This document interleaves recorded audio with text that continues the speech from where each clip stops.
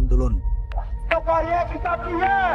সরে চেষ্টা করা হচ্ছে এবং পুলিশ সদস্য কিন্তু সরে যেতে বাধ্য হচ্ছেন।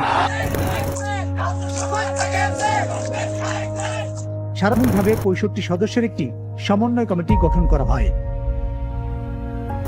তার মানে কি মুক্তিযোদ্ধার সন্তান নাতিপুতিরা কেউ মেধাবী না, যত রাজাকারের বাচ্চারা নাতিপুতি হলো মেধাবী, তাই না?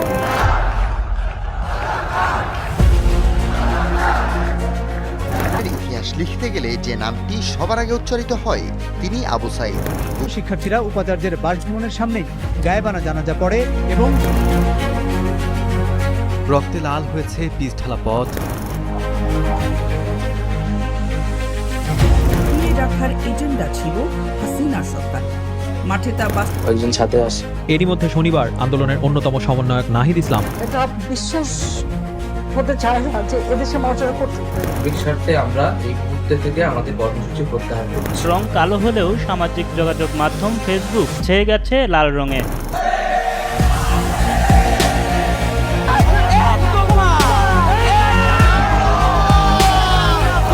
আগামীকাল 5ই অগস্ট সারা দেশের মুক্তিকামী জনতাকে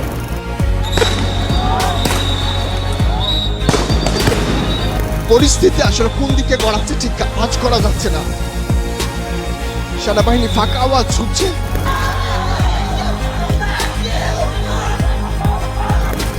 Breaking news that we're getting from Bangladesh. We are hearing that the Bangladesh Prime Minister has resigned and left the country.